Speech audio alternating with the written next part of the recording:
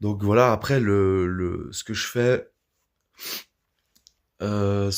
mon but, un peu comment dire, la méthodologie, c'est que je fais des modèles fantoches. Ça veut dire quoi? Ça veut dire que c'est des IA qui sont codés de manière à gérer uniquement l'information comme un simulacre d'IA, si tu veux, si on veut.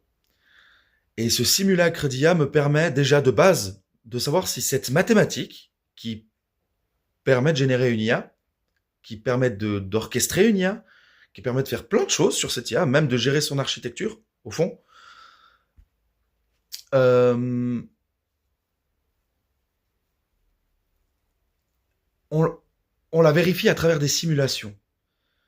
Et par exemple, quand on a vu que le modèle était assez performant pour que Grok et Perplexity, tous les deux, nous le suggèrent en implémentation API, en mode bah va chercher une clé de mon code qui est libre sur mon site machin et tout, tu la génères une fois et tu mets ce code là sur mon front-end en quelque sorte. C'est en gros, il voulait que j'utilise sa mathématique pour faire tourner un peu le backbone et le front-end et voir si une architecture Grok-like se verrait améliorée avec cet algo.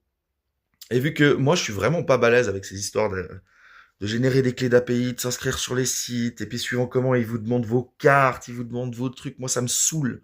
C'est des trucs qui me saoulent. Je code directement une IA de A à Z, en m'aidant évidemment des autres IA, en demandant est-ce que cette architecture peut convenir. J'ai commencé avec du CNN, ensuite j'ai commencé avec d'autres modèles, du ResNet 18, 56. Il y en a plein qui sont libres d'accès, que vous pouvez. Voilà, encore une fois, c'est pas l'outil qu'il faut critiquer, c'est celui qui l'utilise. Donc du coup, moi, ce que j'ai fait, c'est que je me suis renseigné sur toutes les architectures préconçues que je pouvais directement demander à une IA d'intégrer. C'est ce que j'ai fait au début, donc avant Noël. Et vers Noël, j'ai commencé, allez, on pourrait dire autour du 15 décembre, j'ai commencé à faire ma propre architecture, issue de mes propres calculs. Et là, je suis en train de tester ce qu'on appelle une IAG hybride. Et effectivement, théoriquement, elle serait capable d'analyser des images, mais enfin, elle serait capable en une seule de faire pas mal de choses. Maintenant, il faudrait voir. Faut tester. Là, j'ai déjà des preuves que l'algo fonctionne. J'ai des preuves petit à petit. C'est du développement, les gars.